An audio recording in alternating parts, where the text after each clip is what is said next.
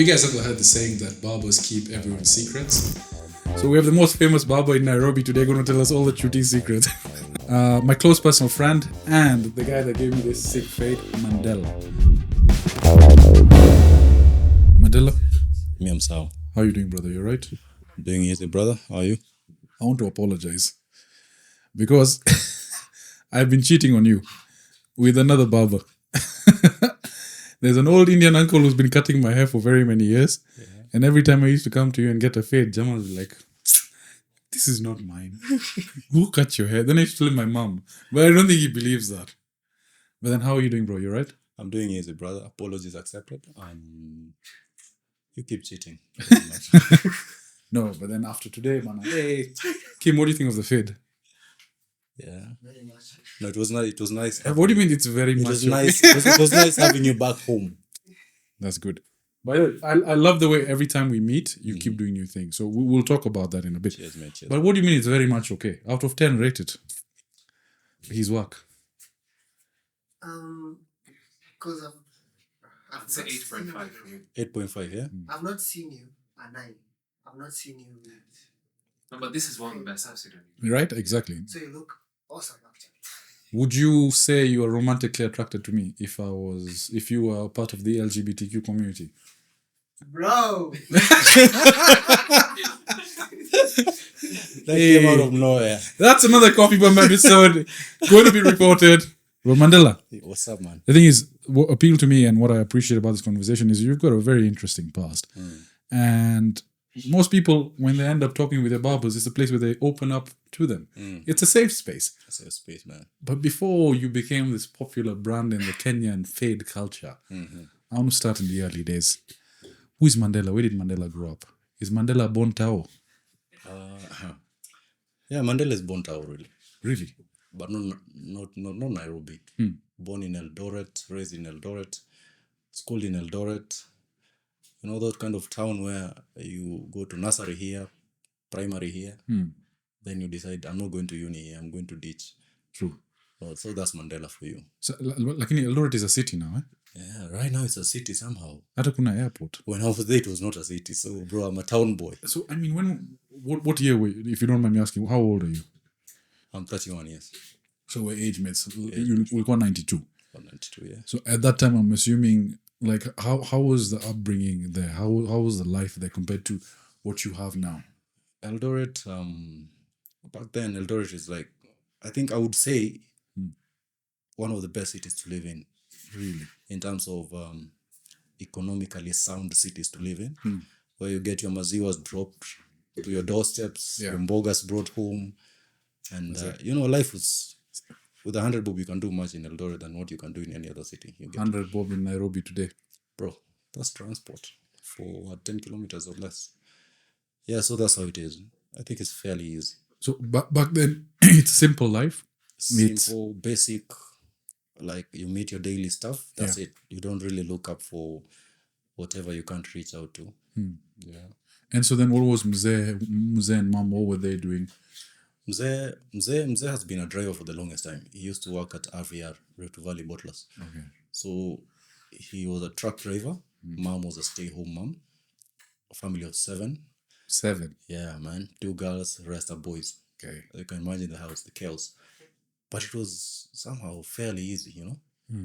Kind of stuff, yeah. And in terms of, like, from a lot of people that I've seen that have been born outside of Nairobi, farming was a very big culture.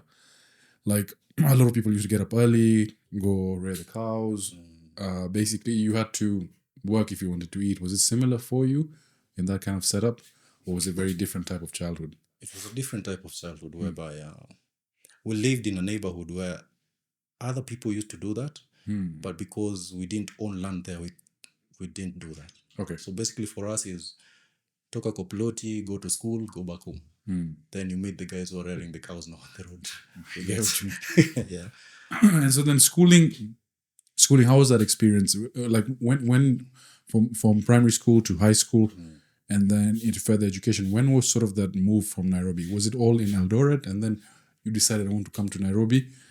What was sort of that switch? And maybe tell me a bit more about those times. So the switch to Nairobi, schooling was normal. Let me say normal in terms of primary school, nursery school, Eldoret. At that point, you're a child. You call mixed school. Bro, primary school, yes. And I was a hit, you know. I can imagine. You were trouble. Just stop right there. But it was a good mix in that you meet different girls, you meet different boys, different cultures, different society. I think it's kind of a building kind of society where you don't know what tribe you're in. Basically, Which is very good. Yeah, which you just know. This is my guy. That's it. And then high school, I did boys' school only. So father decided to throw me somewhere inside Western there. Okay, where was that? Bro, I went to a high school called Bukembe High School. I've never heard of that name. I thought I was going to Uganda. Was it boarding? Boarding school, boys' school. So it was a very funny experience because I'd never been to a boarding school before. So when Mzee came with me to high school, dropped me, Angush at the box there, went back to his truck, room out. For me, I'm just chilling like, what? So Were you prepared for it mentally? It was something. mentally, no, bro. You're never prepared for high school.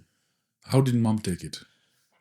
Mom was not for it, really, actually. He was like, you chill. This guy will be called to a closer school to home. Mom really wanted me to be closer to Eldoret than actually father. But father was like, let's throw this boy into the bushes so that he can learn how to take care of himself.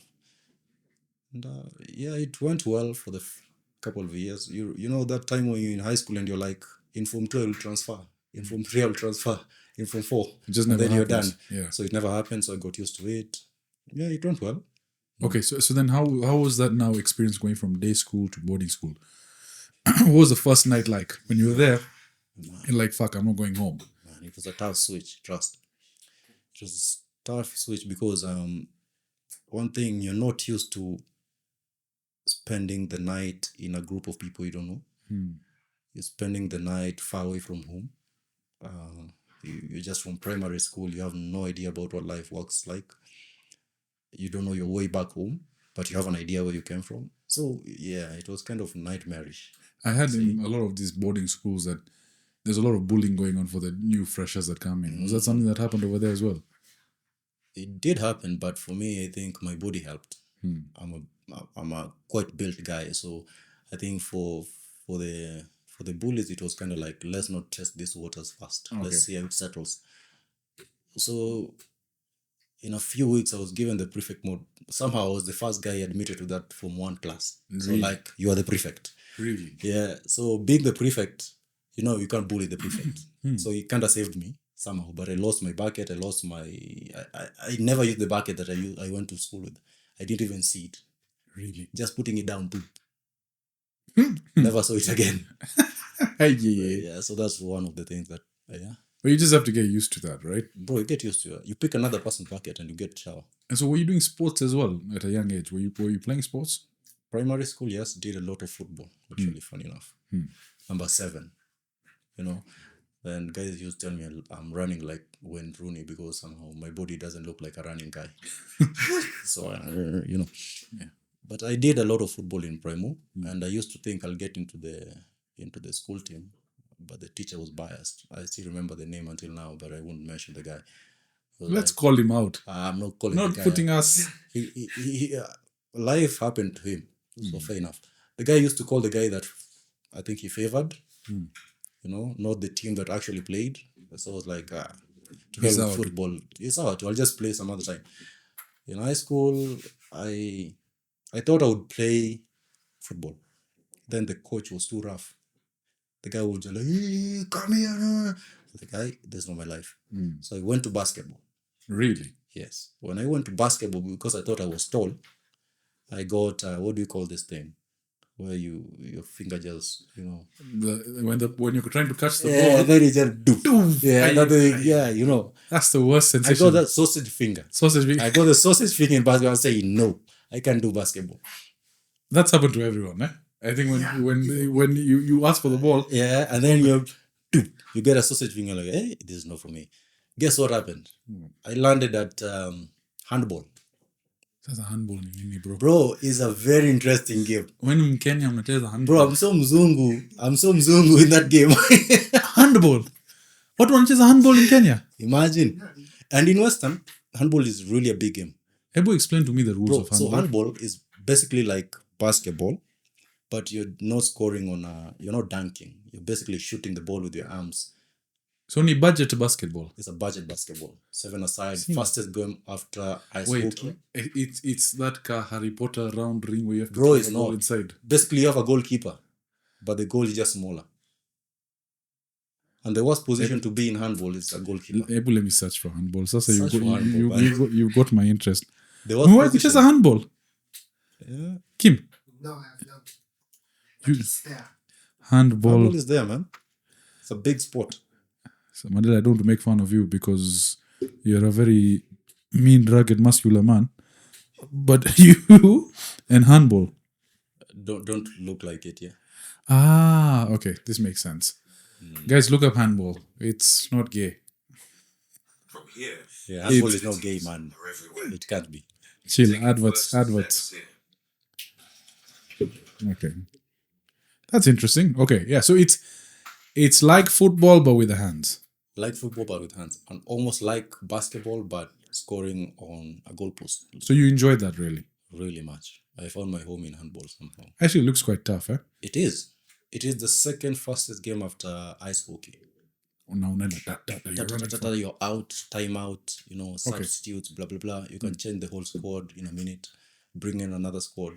The worst position to be is a goalkeeper because the opponent will always hit your face so that you're scared of the next ball. Like, your face, pop. And usually that It's a ball boys' is... school, so it's rough. Yeah, man. And then that ball is never really like fully gassed in. So it's kind of fluffy. So it slaps you, Maze. You just feel it, yeah. That's handball for you. Sasa, okay. Handball, okay. Then that's an interesting sport to have.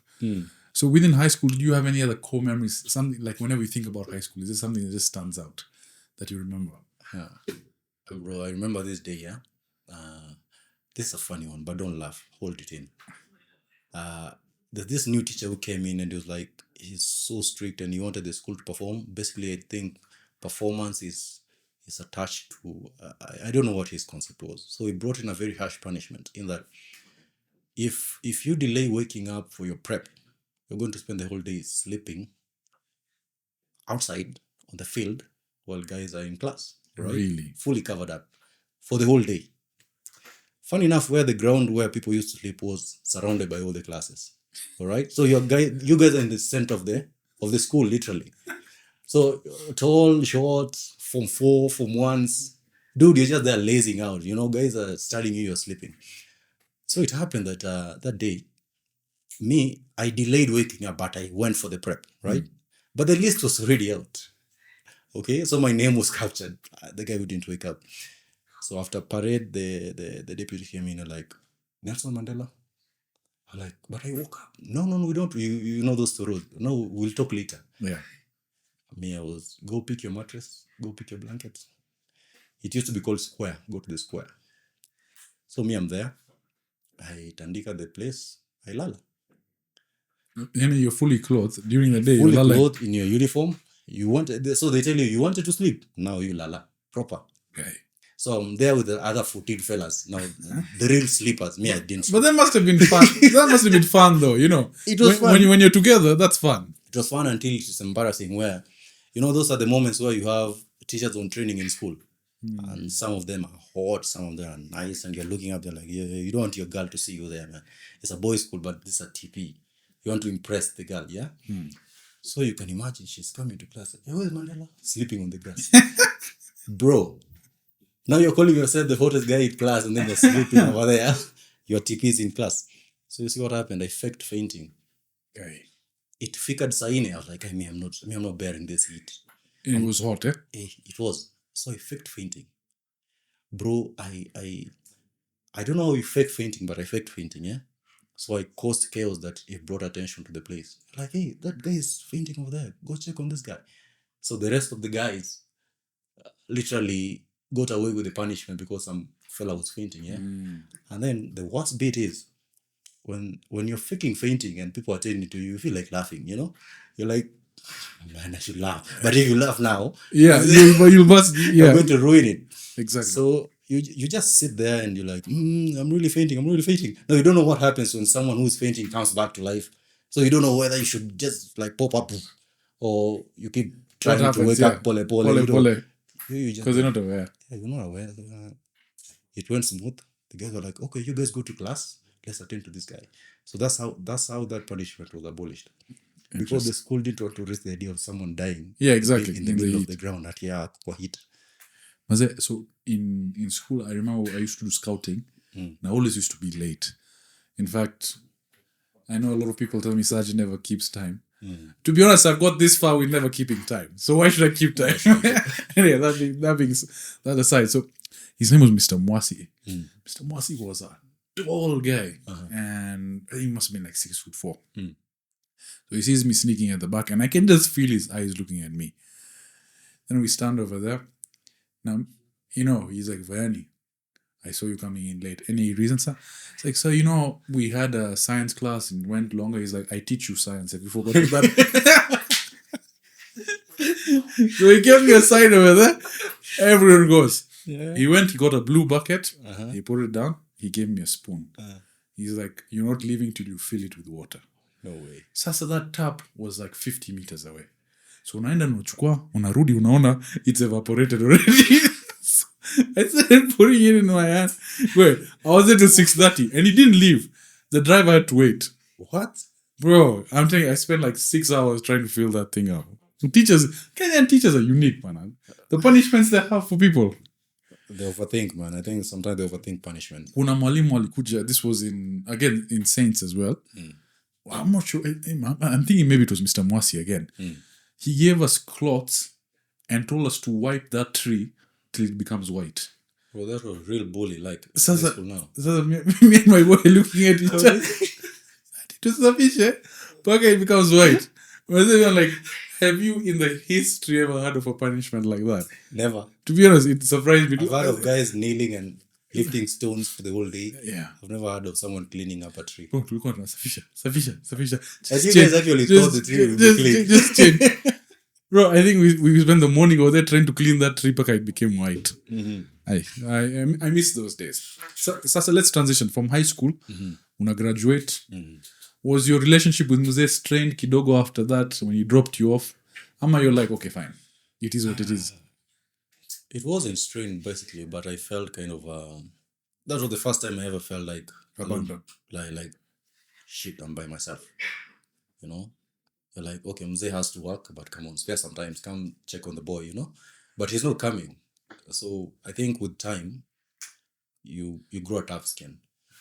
Which is good. I think it just initiates you into manhood properly, but you don't realize it. You start having that self-dependency. You're like, I don't have to look to this Mzee for me to be fine. I can be fine and then wait for him. That kind of stuff. Maybe let me ask you on the flip side. You recently had a baby. Yep. Congratulations on that, bro. Baby girl? Baby girl. Sasa, let's say with your kids, will you exert that same sort of template where your father did? No, I don't think so. You'll be more loving, more caring. I think the kind of love they used to show was a very tough love, yeah? But the thing is... It's there, yes, but it's super tough. To your dad's credit, it made you the disciplined man you are today. Very true. You fend for yourself. True. You basically have your 2 feet and your 2 hands to work and rely on. You're not dependent on validation or support from someone. True. But I think that's the best thing your dad could do for you. Proper. The best thing he did was that, and also just being around, there's so many guys who work and they get swallowed by their work. But he could balance, He was not the kind of guy who would sit you down, hey, my boy, I love you, come here. But you will see in what he does. But a lot of Mzees from that generation, that's the thing. They never expressed love. Like, again, back to the school example. When we were sitting at PTA, I remember some of my boys, they were very shocked and surprised by how my Mzee was with me. Mzee would come, he was basically, he would hug, he'd say, how are you, my boy? Yeah. This other Jamal Mzee comes, where's the teacher? Newspaper on the hand. He shakes his son's hand. Then the guy is like, your dad hugs you. I'm like, you've never hugged your dad? He's like, I've never hugged my dad, bro. Yeah. So there's a disparity between what ends up happening, because I feel that gentleman I'm talking about, I don't name him over here, but he's become very successful, more successful than I have been. Right? And maybe it's because he realized that he had to work harder in order to prove a point, but that's just off on a tangent. I think those days it was very different. I think now people are changing. Now people are more. Do you think it was proper? I felt sad for him in that instance, because I remember when we used to do those bashes at home, he used to come and he would just look around. He'd feel very comfortable. We had sleepovers as well. And he wouldn't want to go home, because when he went home, all he had was a PlayStation and TV and no support structure. So again, it depends on different parents as well, right? Sure. But then let me ask you this. Let me prick a bit deeper. Was Mzee ever there for you when you needed him? Yeah, I would say Mzee was ever there. Exactly. I think that's the bottom line, yeah?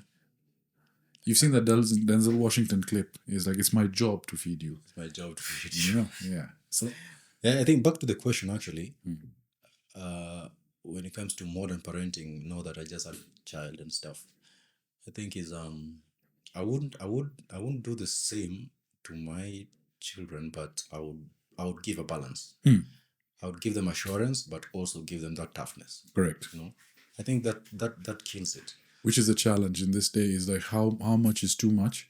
Where do you draw the line? Because Yeah, where do you draw the line? you don't want to, again, and I don't have kids, so maybe I'm speaking out of turn, but looking at people raising their kids, is you don't want to give them too much rope.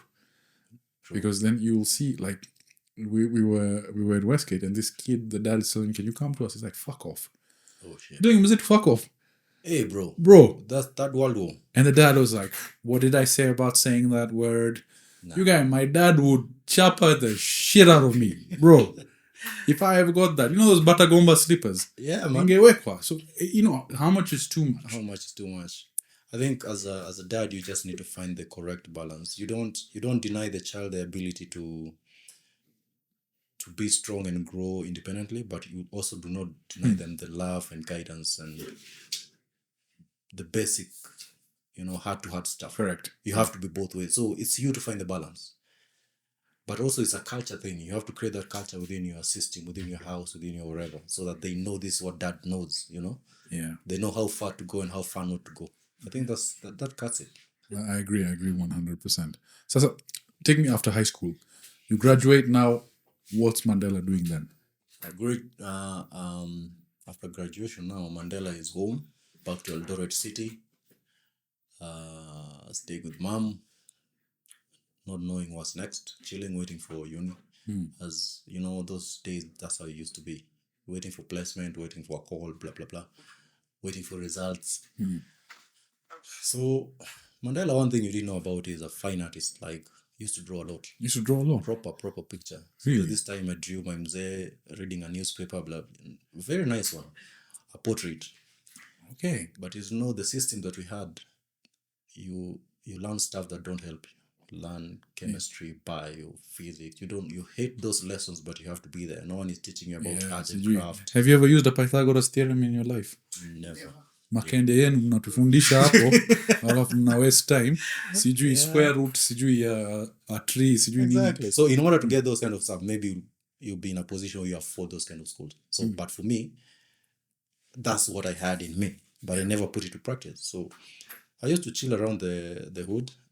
There's a boy of mine actually, he's so rest in peace. He just passed the other day. He's called Kemboy. So Kemboy used to run a kinyozi. Chokali kinyozi. So this kinyozi where you have a kinyozi, you have a video over there, boys come. He didn't want boys to waste away in the wood. If there's football on Saturday, Sunday, come there. So while you're there, you can cut your hair. You like the thing. So I used to chill there. And then used to watch footer there. And so one day, I just grew into like, hey, how is cutting hair like, So I would go there, watch footer and also watch him. Watch footer, watch him. So that's basically me, staying home with mom, moving around the place, helping like a good boy. I've been raised well. Yeah, so most of your time then I guess you spend at the salon when you were... It was a kinyozi basically. It's not even... I love those hardcore kinyozis. Yeah, man, like, just, it's like, I can prima it. Like, 2 guys enter, it's full. How much was the guy charging for a haircut? It was 20 bob, man. Okay. Bro, haircut was 20 bob. 20 bob. Hmm. 20 bob for a haircut. 20 bob, bro. But those clippers, we were like, Sasa mimi nikiingia na rangi ya thao. bro, Hii 20 itakuwa finje. everyone will dash off the kinyozi. They leave you there. You fend for yourself. No one cut your hair. Yeah. They Really? run away. I mean, why would someone mess your hair? Really? Yeah. I mean, nobody knows how to cut it. So instead of saying, I don't know how to cut it, they leave you there. Wacha. Yeah, you pick the clippers and do it yourself. Yeah. It's 20 bob. Sasa, is that where you got inspired then to sort of pursue the career path you went on? I wouldn't say I got inspired by that, but I got in. I think it came through the idea that I could draw, and also I had tried cutting hair before. I think if it comes to how I started, that's where we are headed to. Because it's a very particular case. Yeah, there's this kid who came to cut their hair. It was before shule zifunguliwe. You know, kids used to cut their hair the same way. You go to a barbershop, they know what to do. Yeah. So this kid came in. Kemboy was not there. I was there. No one is watching football. No one is watching the barbershop. Kid is here seated. Kemboy is not there. Me, I'm looking around. Nobody. I pick the clip up. The kid's hair. Yeah. The thing was so heavy. You know. I've never lifted it before. It was so heavy. Those kitambo ones, the wild proper ones. So The heavy. one where you have to go to. Not even that one. No. It was advanced a bit. It was. It's just the other day. It was like 10, 11 years ago. The thing was, wall was already there, but it was heavy. You know, those Chinese-made ones. They were quite heavy. And given the fact that I've never handled it, it was also heavy mentally. So me, I'm cutting this kid's hair. And it's so imbalanced, you know. Patches all over the place. But the hair is down, yeah? Yeah. I tell the girl, so, 10 bob. Take the 10 bob. Girl goes home. Guess what happens? Comes back with the mom. Nani alikata mtoto nywele? Who's Kemboy? Me, I'm just chilling like, I'm looking at the girl like, don't look at me, man. You know, I'm like, don't. So Kembo was like, hatujui, but let me just Let me correct it. Yeah, let me correct it. So that's how it happened. That was your first time. That was my first time cutting hair. Really? That's how it started. And then I was like, okay, cool. I think I can learn from Kemboy. So Kemboy came in later and like, are you the one who did that job? Like, yeah. I mean, there's one here. Okay, let me teach you. Yep. So he didn't get angry. Nah, I didn't get angry. He was like, let me teach you. Yeah, man. Okay. I don't know how many people do that these days, yeah? No, yeah. In fact, it seems like a very, I mean, for someone to not get angry and basically, all right, he made a mistake. Let me try and see if he's interested. Because you showed initiative. He's like, you want to learn? Let me teach you. So you spent your summer just waiting for acceptance in university. You're still in LD. Did you end up then getting a place in university? Did you come to Nairobi? Did you go somewhere? What happened after that?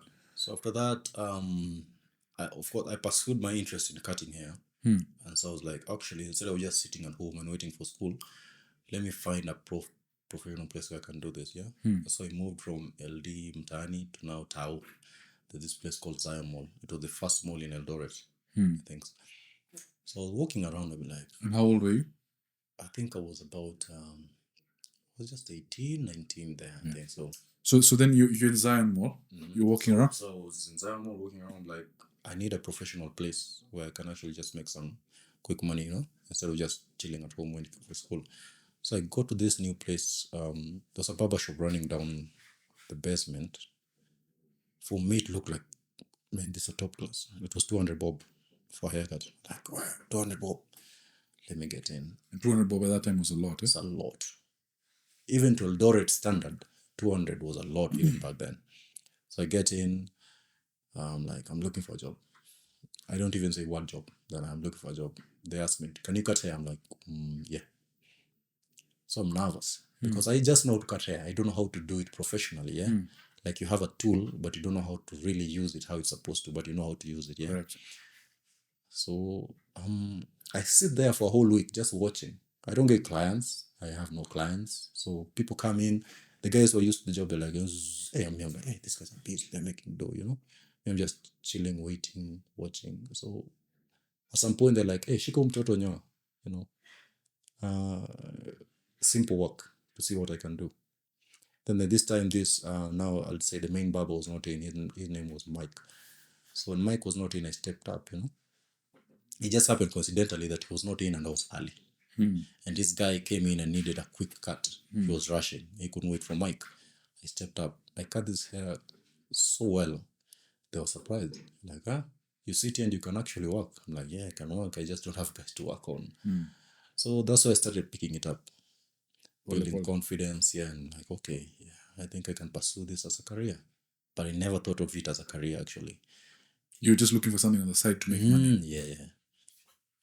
So it happened that there was some, after like a year there, it happened that it was at the height of terrorist threat in Kenya and stuff. Al-Shabaab was all over. It was 2000, early 2000, yeah? Not even early. It was Actually, yeah, 2004. Yeah, Actually, 2008, if I'm not mistaken. 2013, 2014-ish. Yeah. The There was a time. There was a wave of attack. Do you remember the Westgate? The Westgate after attack. Westgate, yeah. So there were a lot of rumors of Al-Shabaab anywhere near malls. They're planting bombs. So the guy was like, "I'm closing down my shop. I want to move it upper." So like, Upper ni wapi? like it was on the basement floor. So we wanted to move it on the upper ground. Maybe it would be safer there. So I thought, I must say, if they're going to close, I'd rather just move, yeah, because it would be so difficult to start over.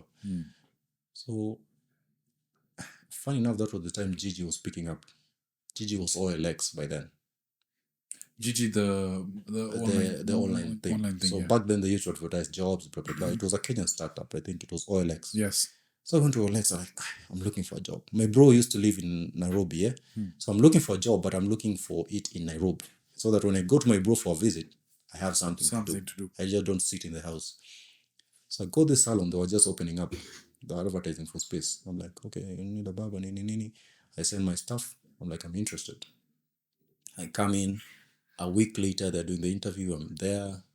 Bunch of people. So this was in Nairobi now? This is Nairobi. Now I've come to Nairobi. So ilikuwa wapi? I was in Eldoret. No. Ilikuwa wapi in Nairobi? It was Nairobi West T. Hapo Westland Square. The old Westland Square before it was rebuilt. Really? Yes.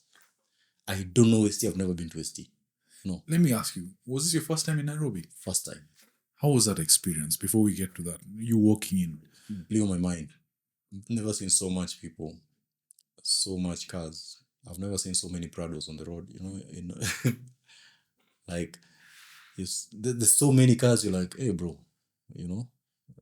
yeah, the life is so fast, it blows off your mind. Yeah, it was big. It was a big, like, culture shock. Proper culture shock. How to move around, how to speak to people, how to ask for direction. Remember those things you're told you have to ask for a Wuchi because Wuchis will never lie to you, kind of stuff. So, Yani, did you find that people were less friendly in Nairobi compared to Eldoret? Like, maybe people didn't have time for you? Like, in Eldoret, you can stop someone and ask for some help and they'll help you. Yeah. It's a small town, smaller community. Yeah. Now, in Nairobi is different. I think Nairobi is different. Nairobi teaches you to fend for yourself. You have to know stuff. You just ask for confirmation. If you don't know, you don't know. Okay. Yeah. So then, now going back, so you had at Westland Square, where Westland Square used to be, you had the interview. How did that go? It was a lengthy one, but I basically decided to be my real self. I told these guys, you know what? I don't know anything else. I can just cut hair. Bring me someone I can cut. I don't have any papers. If you're looking for papers, just bring someone I can cut. Somehow, I think they were just taken aback by the honesty. They brought in someone and they cut the hair. And they cut good. And that was it. I was called in the next day, like, we're opening next week. Come. It was a fairly new shop. It was called Harvey's. Harvey's. Fairly new shop. Small also, So yeah, that's how I started. And then it was strategically placed in that whenever you leave that place, you have to pass by that shop. Correct. So it gave me an idea where I can easily trap clients in, given I was the only barber there. Like, hey, bro, we cut hair. Come, I cut hair really good. We cut hair. You have to hustle, guys, You have to impress the boss. You have to make some dough also. So, bro, in comparison to what you're making in LD, let's say at that barber shop when you started getting frequent clients versus when you set up in Nairobi, were you earning a lot more? Yeah, it's a huge jump. I mean, if you consider in Eldoret the highest size haircut in that time, 200 was really for the guys who actually have to do. You know, in Nairobi you're starting at 500. Now that is for the guys who have to do. That is 300 on top. Yeah. Even for you being a newbie, it scares you. Like one haircut 500. Wow, that's a lot. So yeah, it was comparably high. It was better. Better. Yeah. But it was not easy to come by because you don't get so much people in a new You shop. didn't get a lot of footfall, yeah. Yeah. And so when you moved to Nairobi and you were staying with your bro, did you decide that you're going to move here permanently now and stay here? I think so. Excuse me. So was the plan still to go? The plan was not to go back, but the plan was to grow from where I started. The idea was to make myself better so that I can just self-sustain, not to go back. Like, principally, I'm not the kind of guys who, like, if I'm going to die, just go die. You know, there's no going back. You know, it's fried. That's it. So my mentality was I have to make it work for myself. So if I go back, it's out of my own comfort, not because it has failed to work here. Right. Yeah. And so now you've gone from that salon. How long were you there for? I was there for about a year. Okay. I was there, it was there for a year. Things happened that the owner had to close it. Personal stuff. Yeah. But he was looking to expand. Plans didn't work out. So like, I'm going to close the shop, and thank you guys for being here with us. Thank you for, holding us down. But now we can no longer sustain it. We're going to wind up. So yeah. And how long were you there? How old were you at that time? How old was I at that time? I think I was just 20 or I think I was just 20 or something. Okay. And like when you told your parents that now you're working at a salon, you're cutting hair, what was their reaction? My dad is quite a chilled guy. Like, so As long as you're doing something. yeah, as long as you're doing something. Honest work. My mom was like, okay, so It's fine. basically nobody had a problem with me doing something that kept me out of doing anything else. Right. Otherwise, yeah. So they didn't really care much because they were like, also you were about to go to school, so you can as well keep yourself busy. Right. But they didn't know how serious I was taking it. Did you get your own place after that, or did you still go between different barbers? After the place closed down, I didn't get my place up because I was still new. You're still new. Still trying to grow. 1 year into it is nothing because it's a new barbershop. You are new in Nairobi. You don't have much traffic. You can self-sustain really. So you're just growing. But by the time it was closing down, that's the time now I was starting to gain traffic. And now I was stressed out because I'm going to lose this traffic. Yes, because now a lot of people are comfortable with you. Yeah. And now we are closing. So you're like, man, come What the on. hell, It can't be this bad. It was a coincidence that my current boss now was our client at that shop. And you're like, you know what? I have a place. You guys can come and hold it down for a while until you're sour. And I was comfortable with it. So I've never moved shops before. It was the first time, but I was like, how will this work out? But let me just give it a shot because this guy is actually closing. What am I supposed to do? Move people. So I moved people, and that's how we started working together. So this was at Kendrick now? Now this was at Candrel. Okay. So now you've basically got it's like your own place, right? You've got those established connections. Let me ask you, when you started, were fades very popular? Or fades is like the last 3-4 years that has come up? Fades are the most popular hairstyles among the young generation, but it was not as popular with the barbers in terms of execution. Why? Is it very difficult? It is the basic interview for a barber. Basically, if you can't fade, you can't cut hair really. It's a gradual thing. It's a process. It's not like just cutting hair. It gauges how good or bad you are at cutting hair, a fade. So it was popular among the young generation, but it was not as popular with the barbers because of the degree and level of execution of it. So most people would rather do anything else that was simple, an undercut, an all size, just give me a nice line up and stuff. But right now it's the thing.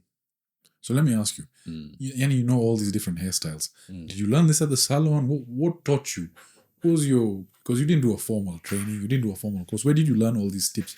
Because your fades as well, bro. This is not something you learn in school. Where did you pick all these skills up from? Given my background as a fine artist, I'm more into detail, and I'm a perfectionist at some point. So I don't stop until I'm satisfied. Okay, so that really inspired how I do my work in terms of how I execute my haircuts. I say anyone can cut hair, but it takes some real commitment to be a barber, because you have someone's time to work with, and you have your own time to work with, and you have something good to present. Correct. Okay, so you're looking at those 3 parameters, and you're like, it has to be good or it's not. Okay, so given my background as an artist, I'm quite flexible with the clippers. Okay, and I remember the first compliment the first guy I cut hair at Kemboy's, now an adult, was like, "You're holding a clipper like a pen." Really? Yeah, like you're holding it like a pen. Like, okay, I think it's tied to what I do normally. Now it just translated to cutting hair. Okay. Yeah.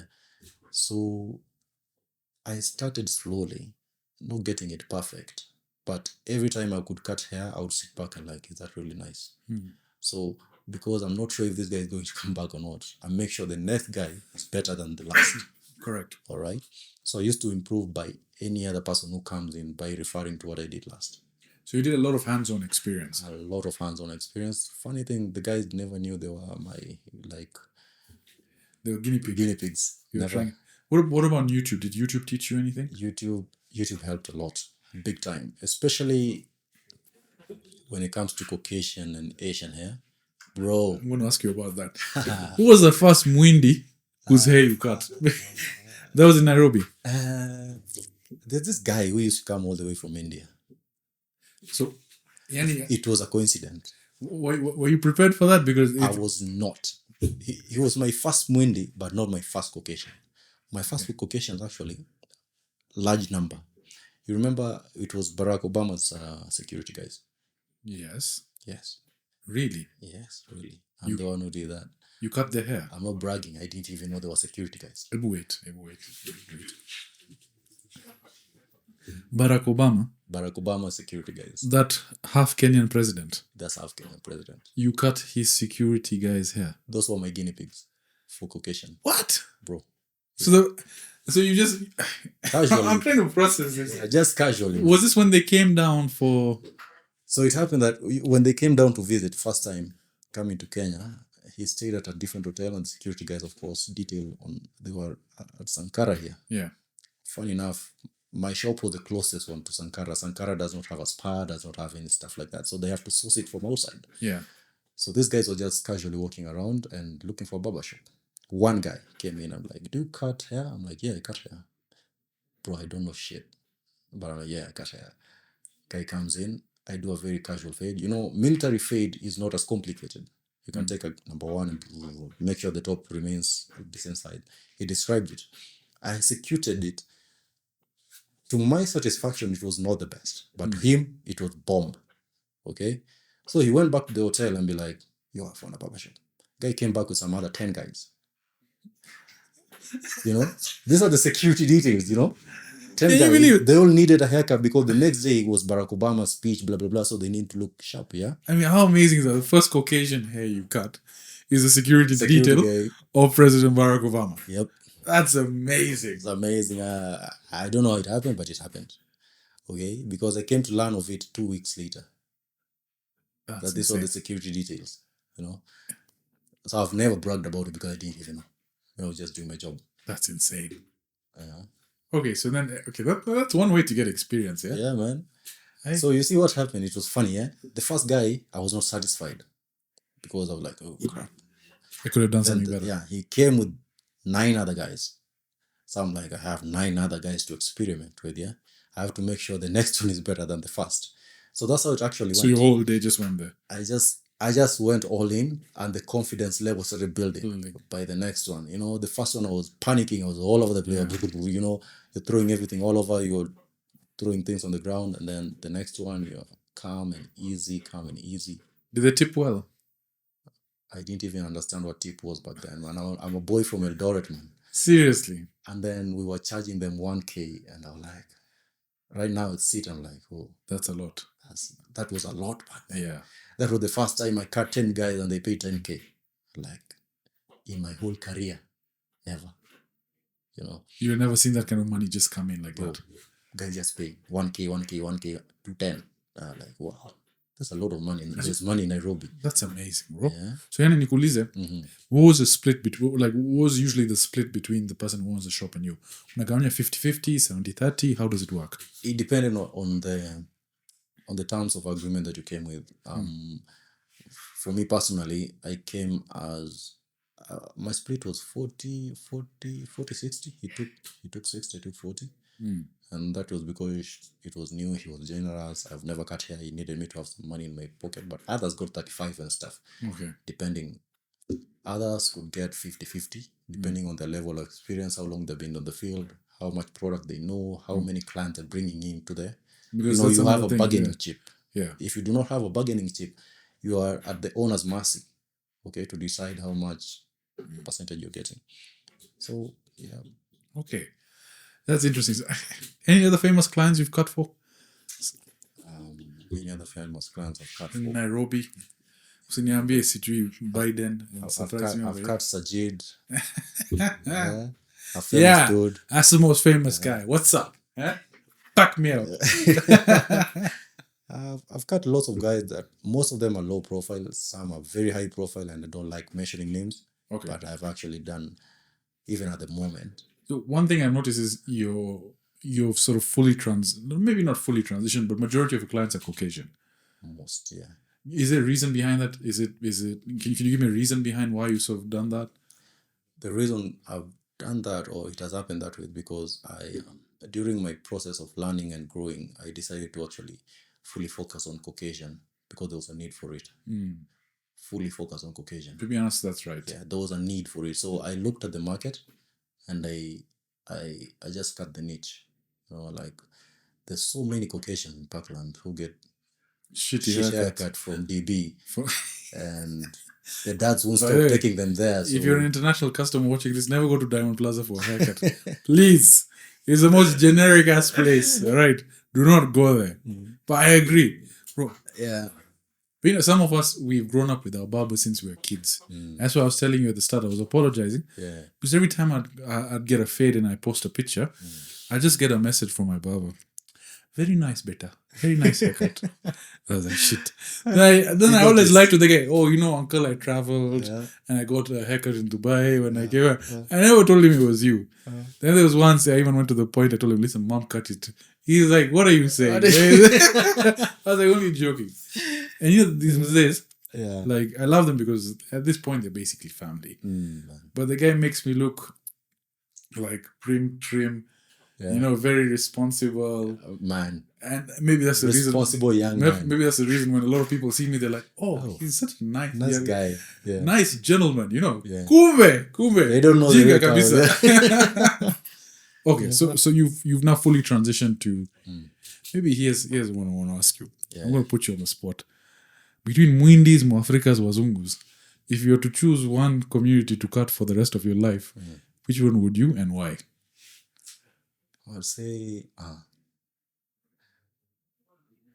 I'd cut to Wazungus more. It's quick job. They pay well. They pay well, quick job. It's quick, they pay well. Okay. Easy. And then, Basically, the hair seems difficult if you don't know how to do it. But if you know how to do it, it's a quick job. What I'll take 40 minutes on you, I'll take like 25, 30. on them. So if it's a bulk number of guys, that's good money, good number of people. Easy. So Wazungus are not fussy. They're not fussy, but select. Number two, Number two, I'll go Mwindi. Mwindi. It's fun. Yeah, wachana na fun. Bro, Mwindi it's fun vile- cutting that hair. Windi wanakuja wanasema discount.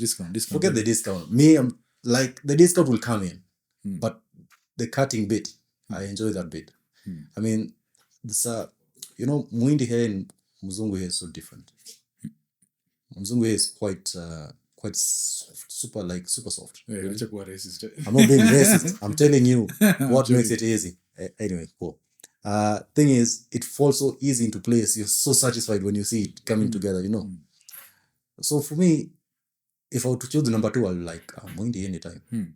Like, it gives me joy to do it. Okay. It's so easy to fall into place. You're like, man, this is slick, you know. And then number 3? And then my guys, Mine, bro. yours, bro. Hii fade ulipata wapi? Wacha tu. Mandela. Kim, go get a haircut. Mandela will bill me, don't worry. So, you book an appointment. He's got a website, eh? Okay. It's not these makinyozi unafika unasema uko available. You go, you book an appointment. So, Mandela, Okay. make him look handsome. We have to. We have to change our men. So, how has it been now running sort of your own place? What are the challenges with that compared to when you were, again, part of a larger entity? I'll correct you on that, kidogo. I'm looking forward to running my own place. Sorry, yes, correct. Yes. Right now, I guess you... At the moment, still- I'm under contract. So I'm okay. still working with my boss, yeah. But best part of it is that it helps me grow my brand and it helps me build pole pole. And it's I would say it's a great learning experience of how to be an employee and be a boss at the same time. You never get a mix of that in the same place. So it has helped me grow my clientele in terms of I have a basic location where people can come, but also I have a brand that I'm running. Correct. And it's gaining traction, and I can advertise for free on my own, and I don't need to go around so many stuff. So it helps me build pole pole, and I think it's a good thing. I think, yeah, maybe just sorry to cut you short, about advertising. You're using social media quite a lot, right? Because that's how I discovered you. How would you place the importance of social media quite high? I would place the importance of social media quite high, given the influence it has on the society right now. I mean, like 90% of the Kenyan population has access to smartphone. So that's one thing that makes it a direct impact, right? And then the second bit is if you can able to execute some good job, you easily get traction rather than sitting somewhere and saying, hey, I do nice haircuts. So I would place it quite high on that. Okay. Because I notice what happens is, in this day and age, again, your first point of reference is not the reviews, is to see what actually the guy can do on actual hair. I think I discovered you through Hanif or someone of the sort, and then that's how I sort of reached out. Because you just did a sick fade, you posted it, and I was like, okay, these don't look bad. So, Yanni, let's talk about now opening. What are sort of your future plans now? You want to open your own place, and how are you sort of going about doing that? What's the Mandela's vision? Mandela's vision, yeah. Mandela's vision is basically to bring the old school barbery into the modern society. Like, I feel like we've lost the touch with what a barbershop really is. Like those old school Yeah, barbershops in like, States. There's so much delusion of what a barbershop is, in that you get ladies over there, manicures and stuff. Guys are just after the numbers. But Mandela's barbery vision is to bring a place where men can sit, have a coffee, chap a story, wind down and still get a haircut and go home. Where you can connect. Like a social network place. Yeah, like a social networking place, and you just offload stuff. And it's sorry, can you hear? Yeah. Kim, I think this thing is falling. The mic, yeah?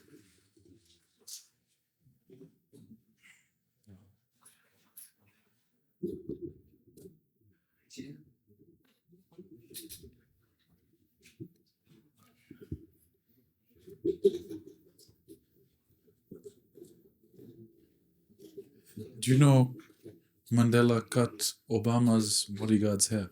Seriously. Yeah. What? And then he fucked it up. I'm joking. And then he went and got back 9 of his boys. He's like, yo, this guy's good. And he cut all 9 bodyguards' hair. Keeps it one. Just keep it up. Yeah. Done the mic itself. Yeah, that's it. Keep it like that. Perfect. We can continue? We can continue? Yeah.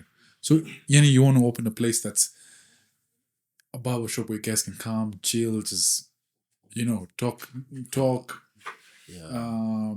It's like the movie Barbershop, right? Where you just Yeah, have man. guys that come and just want to set up and have a safe place. Touch base, have a safe place.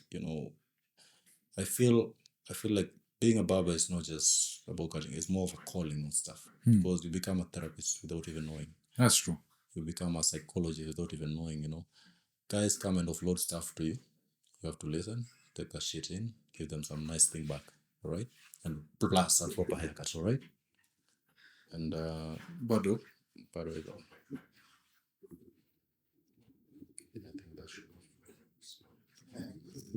Yeah. It's okay. Then you can just move a bit in front then. That's fine. yeah, that should be so. Okay. Yeah. So that inspired the vision. I want to bring back the old barbershop back to town. Yeah. I feel like there's so many shops that are out there. They're fancy looking, but they're not giving men exactly what they are looking for. They're giving the aesthetics. Yes. Yeah. You agree? Yeah. Where do you normally cut your hair? It's in somewhere in Kikuyu. But now I'm not. I haven't called Which sides? Wayakime. Okay, so then now you go to Mandela and you book a haircut, then you let me know. Yeah? Yes. Let me see you after. So Yanni, you're right, because I think with this whole culture of quick fix and quick money, barbers are one place to do them, but they're not really established. The amount of barbers I've changed, I think the only person I've consistently cut my hair multiple times, one is you and my uncle. So between that, what would you say? Like, if you look at the industry in Nairobi, Yanni, especially when it comes to men's grooming, what do you think about it? Do you think there's still a lot of improvement? I think much has Left been to be done. Much has been done, but I think there's a lot of aesthetics. Yeah. And the man is losing his basic idea of just grooming. It's about cutting hair, looking nice, but it's about can I get my nails done? Can I get my my tools? Can I get a face scrub and stuff? It's not bad, but it has been marketed to look like this. Actually, what a barbershop should look like. So I think it has really changed a lot. Given the society has so much pressure on men, like you have to look good, you have to look good, feel good. Look good, be more attractive. I mean, men used to like look however, you're still correct. attractive because you're a man. Yes. Okay. But these days, men are more conscious about how they look. Correct. Men are more conscious about how their face looks, how their hair looks. So they're looking for someone who can actually give them both at the same time, And now that's why you see the trend of a lot of hair dyes and, like a one-stop shop, Yeah, and everything. Let me ask you, when it comes to sort of like aside from haircuts, like other services that you feel men should get that should be in a salon that people don't, specifically for men. I think in a barbershop, Yes. if I could picture my ideal barbershop, I would say men deserve some cutting of those nails, but not a full pedicure and manicure. Don't wash your feet in the barbershop, man.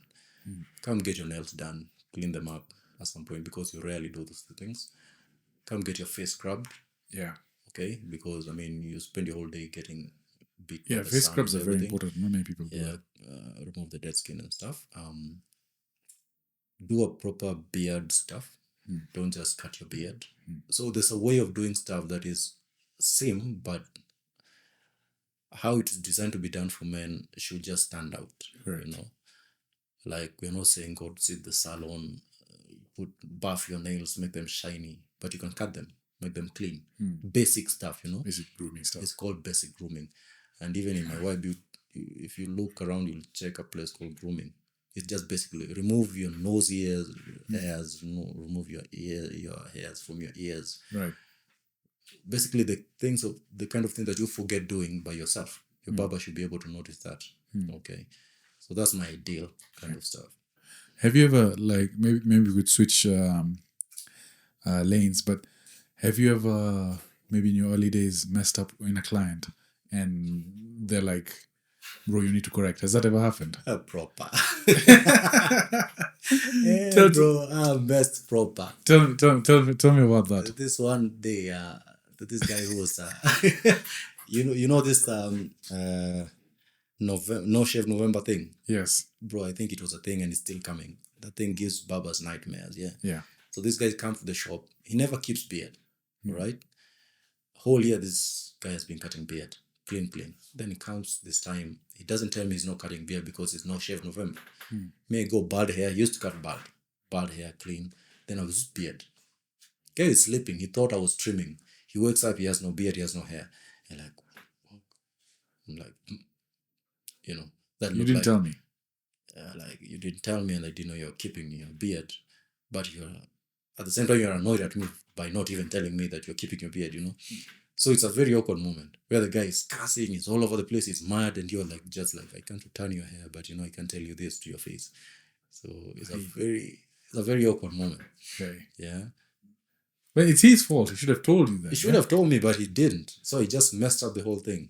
Then there's another time when I was just fresh trying to get my razor lineup working. Yeah.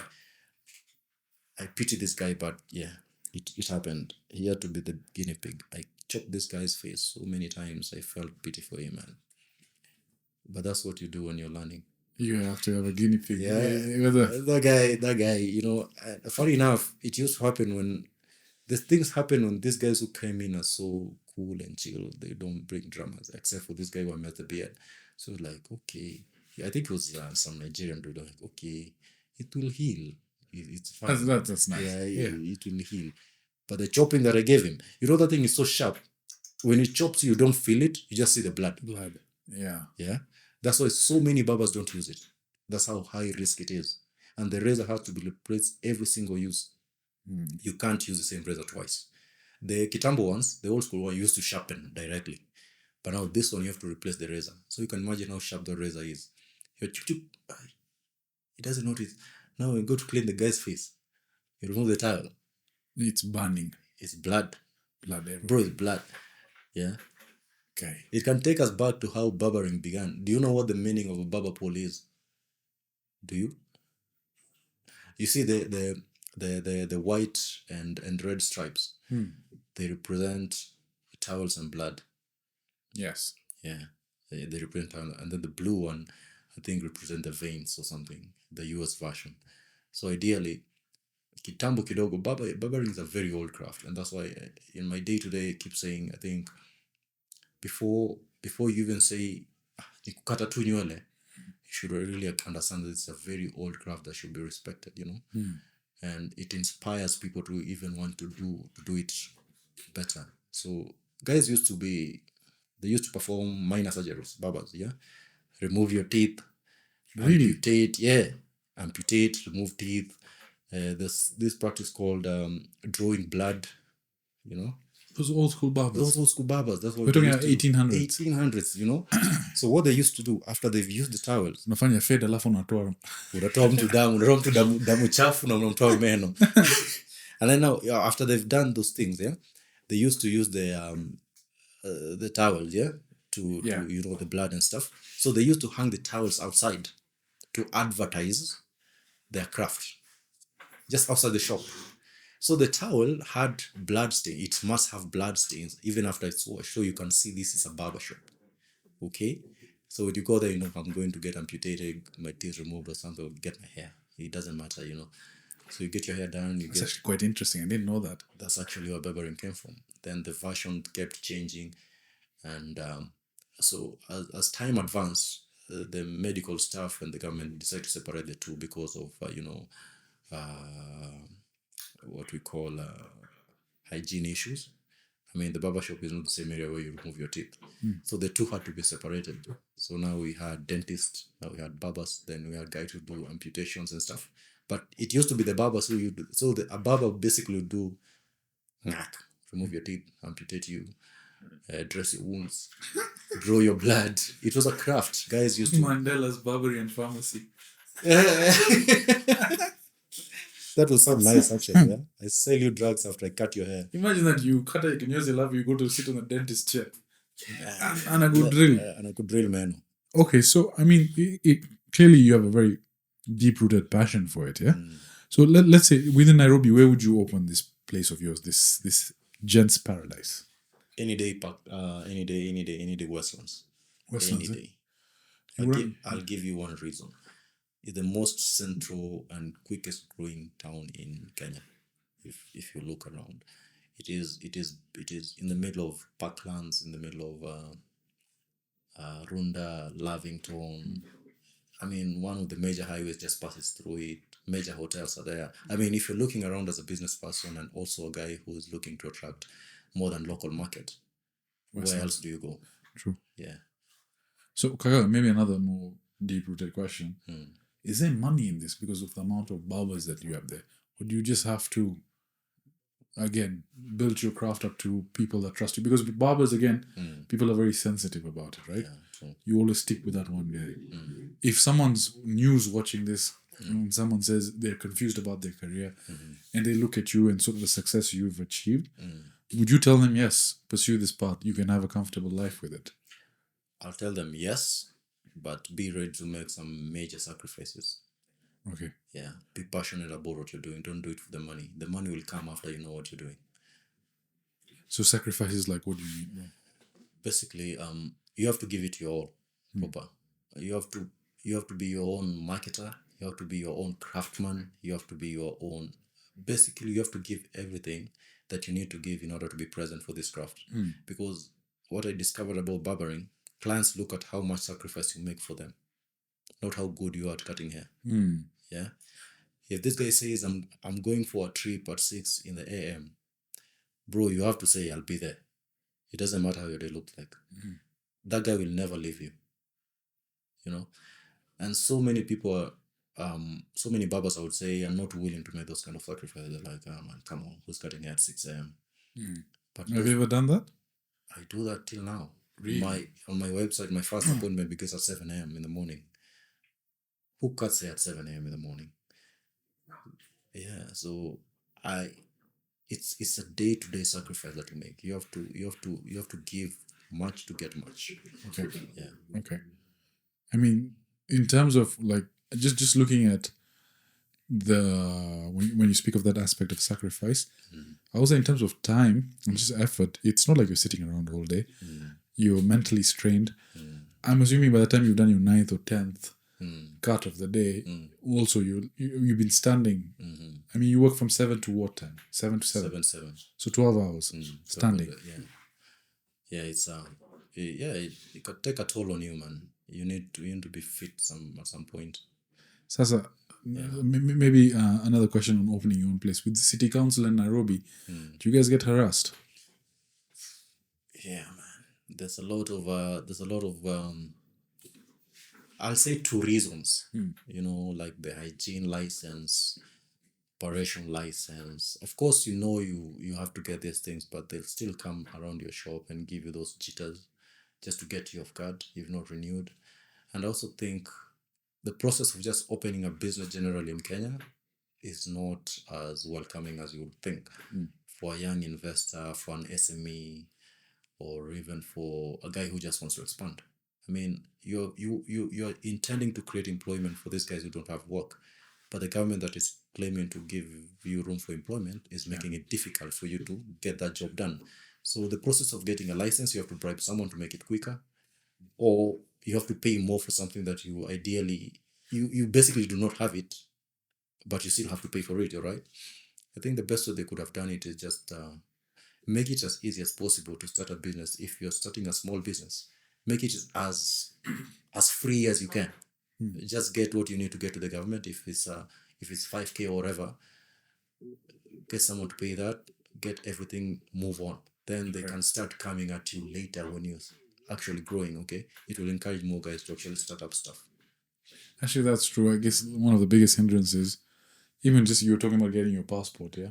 Yeah. It's just everything, man. There's the processes and systems in place. Yeah. It's not efficient. And if you want it to be efficient, you have to know someone who knows someone. Yeah. Why is it like that? Very discouraging, yeah. It's a complete challenge, man. So maybe looking at the industry as a whole, do you notice any new trends coming in place? Like fades, obviously, this is now, I think, the new in thing. Over the next 5 years, do you see us going somewhere else? Is there some haircut you're seeing? Will we be all rocking ponytails? Haircut is an evolving stuff. Like right now we are working with the mullet and variations of mullet. Mullets? Yeah. Really? And you can imagine how long ago mullets were a thing. Yeah. You can imagine how long ago man buns were a thing. Yeah, I see people The do mullets. most idiotic, I think I would call it, forgive my language, but the most idiotic hairstyle to have. Why would a man have a man bun? Yeah, I know. Yeah, why would you I've do heard that? But it came, it went. We had mohawks. It came, it went. We had fox hawks. A fox hawk is a variation of a mullet also. Yeah. Yeah. So now we have mullets. So people in Nairobi are doing mullets? Bro, yeah, guys are doing mullets. Okay. Now the problem is how it's done.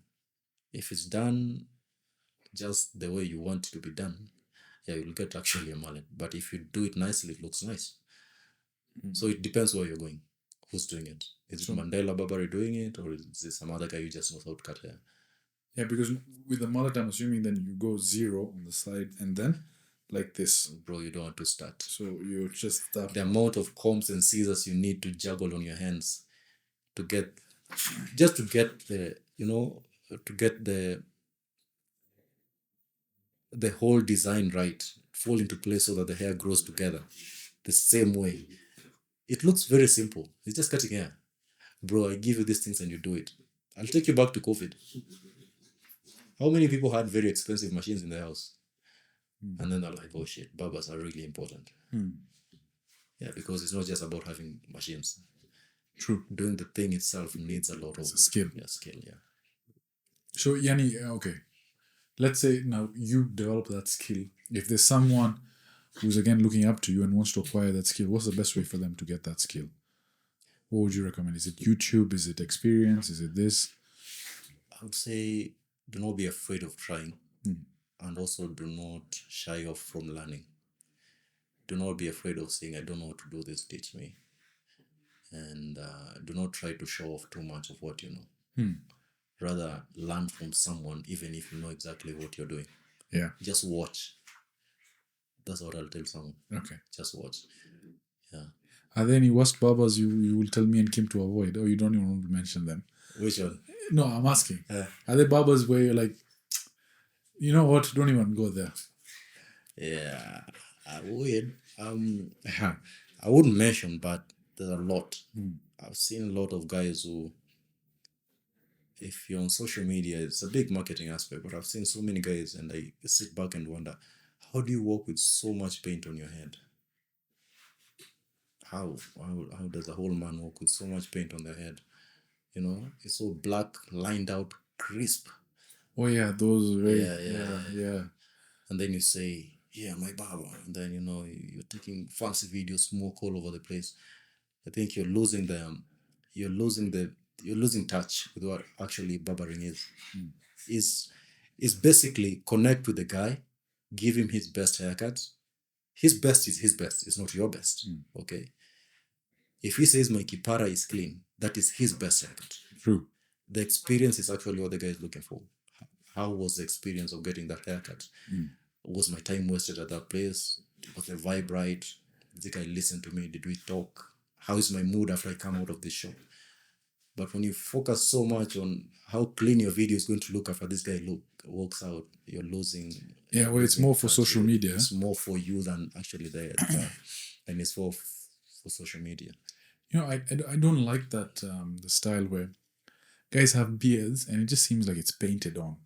It's like too sharp and edges. Like the new kind of video. You saw it? I've not seen it. I'm not really into Khalif Cairo, the car guy. Yeah, The car guy. the car guy. He's done some. He's done That it. producer of like paint is all Hey, watch out! We have to see this. This guy is some TRG. You have to go and check. Good I've guy. not seen it myself, but yeah. Khalif Cairo, Khalif Cairo, the guy. 326,000 followers. Is this a recent video, Alifania? No, it's kind of back. Or it's quite old? Really back. Juicy too. Lakini nimeona haircut yake si mbaya, but that beard, yani Khalif Cairo, please do not keep that beard. Let the guy be, man. No, bro, yani it's a line. Yeah, it's painted. Huh? That's the one, I think it's painted on. The hairline. That's what I'm talking about. Yes. Yeah. It's like getting a quick high. You know, after though getting a quick high doesn't make sense. Khalif Cairo, we've got a barber for you. His name is Mandela. Please switch, yeah? So, bro, now you tell me your future plans. You want to open up a salon, you do things on the personal side of things. Not a salon, a barbershop. Barbershop. Yeah. What else do you want to do? What's the next 5 years look like for you? My next 5 years, apart from bringing up my girl as proper as I can, I want to have a barbershop that men will feel at home. Not just one, but a couple. I want to have a merchandise. I want to go into, Merchandise. yeah, So like clothing. like you see the Mandela Barber logo. Yeah. I want to collab with guys. So tell me then your plans, your 5 year plan. What do you have in store? A 5-year plan basically right now. I want to establish like a go-to barbershop. Probably in the 1 or 2 years. Inshallah. I also want to give young creators an opportunity to play around with Mandela Barbary logo, what they can do with it in terms of merchandise, clothing, clips. I think what you should do on merchandise. Yeah. Forget clothing. Focus on men's grooming. Beard oil. The whole beard oil.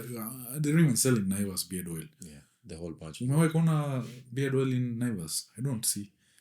Hair gels, just hair powder, men specific. But that's basically what basically the Mandela Barbary brand stands for. But now when you want to expand and give back to the young creators, you want to let them play around with your logo. Correct. I mean, you have very young fashion inspired dudes. You can have a Mandela Barbary on your t-shirt. Just a very fancy looking t-shirt, just Mandela Barbary. It doesn't say anything else. I mean, if you can play around with it, I'll give you an opportunity to do that. I also want to make it a household thing. And I also want to bring back as I said before, the old school barber experience back to Nairobi. I have a 2 or 3 branch. The ladies are not forgotten. If I'm to expand, I'll just create basically a spa version of Mandela Barbary. If you want the spa services, you go there. But don't come mix up with the man. Yeah. The men will have their own room, their own stuff. Basically, that's what they. But if you want the extras, the pedicure, the manicure, if you want to feel fancy, now you can go to the Mandela Barbary. I'll call it Mandela Barbary Plus. Yes. Go there, get all your feet cleaned, your nail polished and stuff. All the additional stuff. So that's basically my 5-year kind of vision. No, and I think you'll get that. I think with the way you've grown, and so with your popularity and the way a lot of folks talk about you as the go-to guy for the best haircuts, I think it's just a matter of time and patience. One thing I want to touch on before we close, bodybuilding. Ebu, show the camera your bicep. Yeah? I'm not sure if you guys can see this. Okay, look at that. Umeona? Zito. Talk to me about your bodybuilding routine. Because I remember you mentioning sometimes when you get a break at lunch, you hit the gym. How's your workout training? Like, how's your workout split? Let me correct on that first. Not bodybuilding. I don't like calling bodybuilding. It makes me look like a professional guy who just works out to get muscle. It's just a workout routine. I like trying. I know this will sound a bit familiar, but the work balance, the work-life balance thing that people talk about, for me is more of my therapy session, right? So when I can hit the gym, I make sure I create that time. It doesn't have to be a lot. I don't have to spend the whole time there. If I get an hour or 2, I make sure I go and utilize it proper. I'm totally locked out. My phone is off. My clients, you can go wherever you want. Until I'm done with my an hour and a half, then now we can go back to cutting hair, right? So I've been doing that consistently for a long time Mm. and not majorly focusing on building my body, but that consistency is actually That's what big. gives me the results. And so, how often do you train a week? A week I was how many days? 7? Yeah. I train 6 days a week, So, like nearly every day. nearly every day. And what are you doing every day? Are you doing full body? Are you doing legs? My typical week, I would start with a light full body. On a Monday, I'll do light full body because I've been resting on Sunday.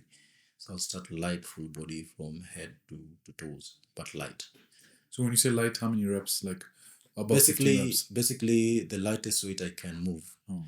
and the least amount of reps I can get, Hmm. just to get my body, on a jump start, something like that. Then on a Tuesday, I split it. Maybe I'll just do upper body, Yeah. mid range, not too heavy, not too light. I mean, I'm just getting a kick of it, pole pole. Then on Wednesday, I go full body, now heavy. Heavy, yeah? All right.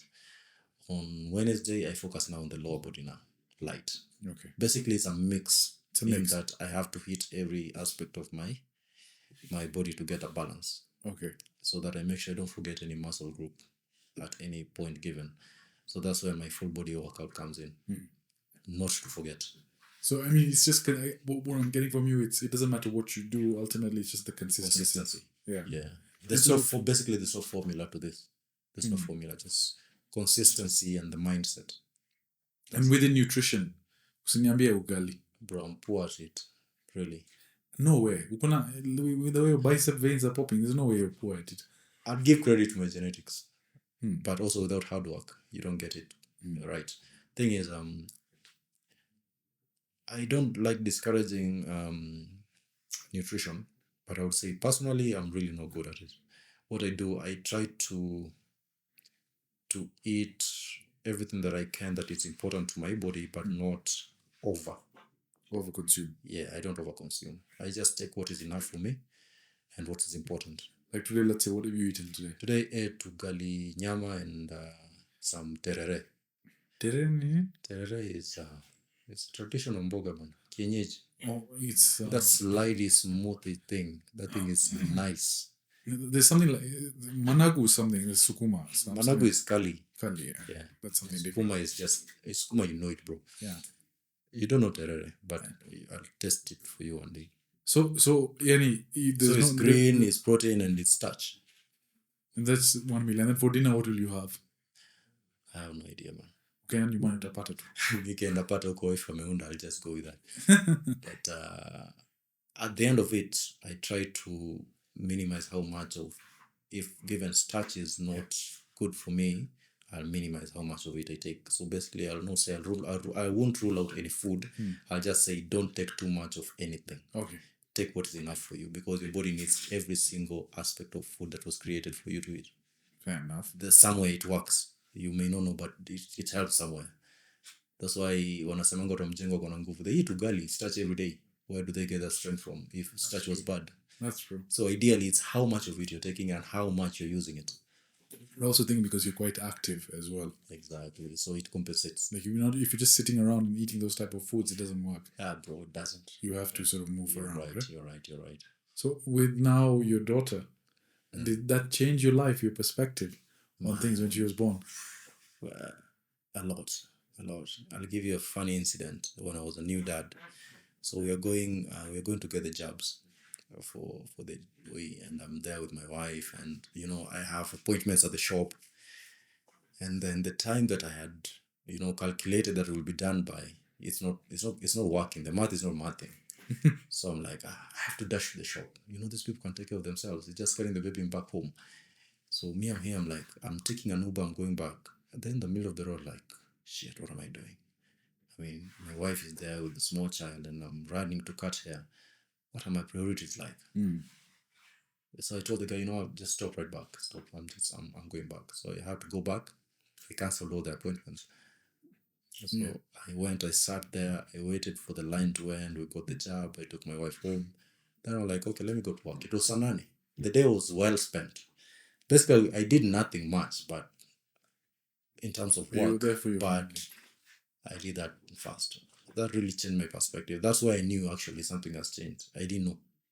So something just changed. You don't know. You can't tell it. It just happens. It's like It's a switch. it's a switch, and The it switches you. protective, the dad's protective It's instinct. instinct. It's instinct.